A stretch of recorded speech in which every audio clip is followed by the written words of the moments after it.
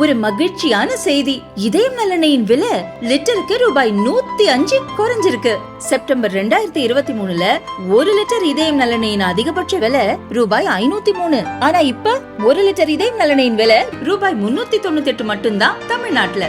அப்ப இனிமே எல்லாரும் இதயம் நல்லெண்ணெய் வாங்கலாம் இல்ல? மாணவிக்கு நடந்த பாலியல் கொடூரத்தை கண்டித்து பாரதிய ஜனதா கட்சி நாங்கள் இன்று வெளிநடப்பு செய்திருக்கிறோம். அண்ணா பல்கலைக்கழகத்தில் இரவு நேரத்தில் மாணவி பாலியல் பலாத்காரம் செய்யப்பட்டிருக்கிறார். அந்த குற்றவாளி ஆளுங்கட்சியை சேர்ந்தவர் என்று சொல்கிறார்கள். அந்த குற்றவாளிக்கு ஏற்கனவே அவர் மீது 18 வழக்குகள் இருக்கிறது. அப்படி இருக்கக்கூடிய சூழலில் அவர் மீது ஏன் கடுமையான நடவடிக்கை எடுக்கவில்லை என்பதுதான் எங்களுடைய குற்றச்சாட்டு. போலீஸ் கமிஷனர் சொல்லுகிறார், போன ஏரோப்ளைன் மோடில் போட்டிருக்கேன் அப்படின்னு சொல்லுகிறார். இதெல்லாம் ஒரு நாட்டில் நடக்கக்கூடிய கேலி கூத்தான விஷயம். தமிழக அரசு இதை கண்டுகொள்ளவும் இல்லை, கண்டிக்கவும் இல்லை, உரிய நடவடிக்கை எடுக்கவும் இல்லை. அண்ணா பல்கலைக்கழக பொறுத்தவரையில் அண்ணா பல்கலைக்கழக அந்த விதிகளுக்குட்பட்டு அந்த விடுதி நடைபெறுகிறதா இல்லை என்பது கேள்விக்குறியாக இருக்கிறது.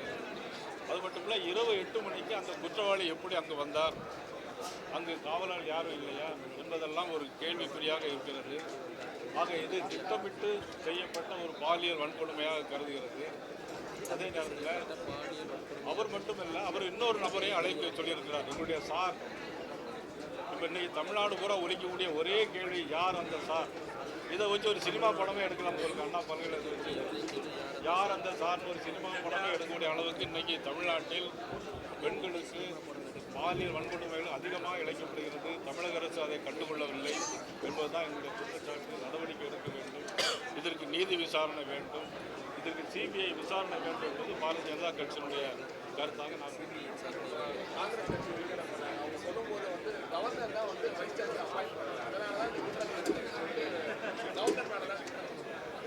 இது ஏதோ ஒரு பழமொழி ஆட தெரியாதவங்க எதுவும் போகணும்னு சொல்லுவாங்க. கவர்னர் போனது அதுக்கும் அந்த நிர்வாகம் யார் நடத்துகிறாங்க? அண்ணா பல்கலைக்கழகத்தில் நிர்வாகத்தை யார் நடத்துகிறாங்க? அந்த நிர்வாகம் வைஸ் சான்சலர் இல்லைன்னு அதோடைய அரசாங்கம் அதான் சட்ட ஒழுங்கு எங்கே இருக்குது? அந்த குற்றவாளி எப்படி அந்த விடுதிக்குள்ள எப்படி வந்தாங்க? சட்டம் ஒழுங்கு பார்க்குறாங்க. இரவு நேரத்தில் லைட்டே இல்லை, அதையும் கவர்னராக வந்து போடுவாங்க.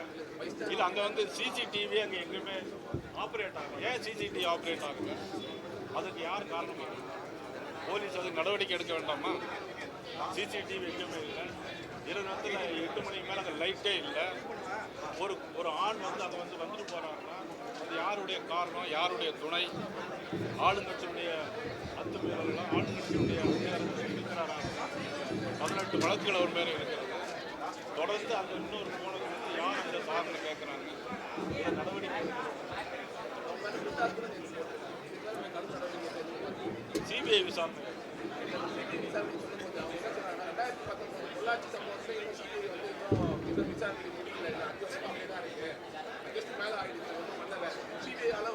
நம்பிக்கை இல்லைன்றாங்க. சிபிஐ மேலே நம்பிக்கை இல்லைன்னா தமிழ்நாடு அரசு சிபிசிஐடி தான் எங்களுக்கு நம்பிக்கை இல்லைங்க. எங்களுக்கு சிபிஐ தான் நம்பிக்கை. எங்களை பொறுத்தவரை சிபிஐ விசாரணை. சார் ஆளுநர் வெளியேறியிருக்காங்க. என்ன காரணம் சார்? இல்லை என்ன நடந்தது வெளியில் எங்களுக்கு தெரியல. ஒரு ஆளுநர் உரையை படிக்க விடலை.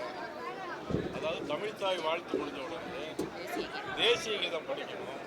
தேசிய கீதம் படிக்கட்டும் அப்படின்னு சொல்றதுக்கு முன்னாடியே எல்லாரும் கவர்னரை முற்றுகையிட்டு கொஞ்சம் கூட ஒரு சட்ட விதிகள், சட்டமன்ற விதிகளை பின்பற்றாங்க. ஆளுநரை அவங்க வந்து படிக்க விடலை. அதனால ஆளுநர் வெளியே வந்துட்டாங்க. இப்போ ஆளுநர் உரையை தமிழில் சபாநாயகர் படிச்சுட்டு ஓகே.